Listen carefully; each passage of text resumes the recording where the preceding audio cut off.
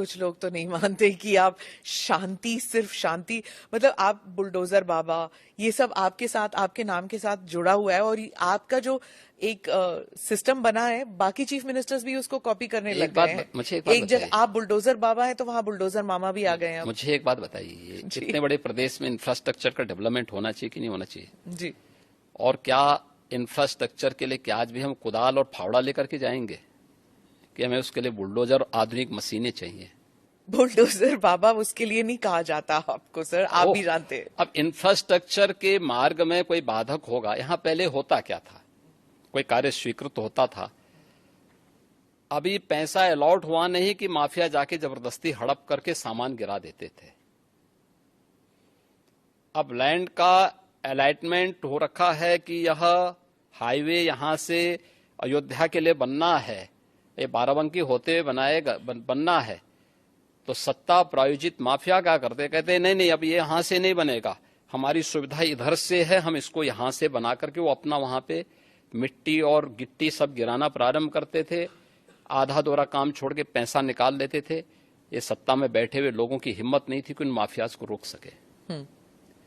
आप मुझे बताइए, इस माफिया के लिए बुलडोजर चला करके उसको ध्वस्त करके जो अलॉटमेंट सरकार ने तय कर रखा है, इस पे ही हाईवे बनेगा और उसी पे नियम के अनुसार कार्य होगा, ये तय करना इस सरकार का काम है या नहीं है? यही सरकार का कार्य है और सरकार यही कर रही है।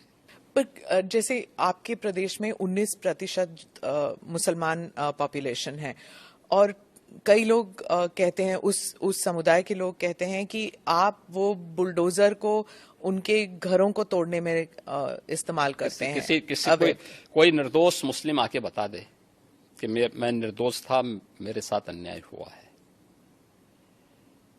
कोई बता दे, कोई नहीं बोल सकता। और फिर न्यायपालिका तो सबके लिए खुली है ना। पर जैसे अगर किसी ने कानून तोड़ा है, जैसे ये माफिया के लोग हैं, पर उनका घर तोड़ना क्यों जरूरी पड़ गया? नहीं, अगर किसी ने सरकारी संपत्ति पे कब्जा किया है तो उसके लिए क्या करूं? आरती लेके जाऊं, थाली सजाऊं उनकी, जो अब तक होता था? उत्तर प्रदेश की जनता क्या चाहती है? उत्तर प्रदेश की जनता यही चाहती थी कि उनको सुरक्षा मिले और इन गुंडा तत्वों पर, इन माफियाज पर सख्ती हो। बीजेपी को प्राप्त जनादेश इस सख्ती की ओर लगातार इशारा करती है, आम पब्लिक के सेंटिमेंट को इसके साथ जोड़ती है। 19 से 20% आबादी हो या 100% आबादी, कानून का राज सबके हित में है और वही समृद्धि का मार्ग भी आगे बढ़ाएगी, वही प्रदेश में एम्प्लॉयमेंट जनरेट करेगी, वही प्रदेश की बेटियों को सुरक्षित करेगा, और यही उत्तर प्रदेश के अंदर किया गया है। आपने विधानसभा में कहा कि हम माफिया को मिट्टी में मिला देंगे, तो जब ऐसे, वो उमेश पाल मर्डर के केस में हुआ था शायद, तो जब ऐसे होता है तो सोशल मीडिया में फैल जाता है, चलो जी अब गाड़ी उलटने वाली है, योगी जी को बुलाओ। जब अमृतपाल भी भाग गया था तो कहते योगी जी के, अगर योगी जी के राज में होता तो ये तो कभी ना होता, वो तो गाड़ी उलट ही देते। देखिए, कानून का राज हर हाल में होना चाहिए और सुरक्षा की गारंटी हर व्यक्ति को मिलनी चाहिए।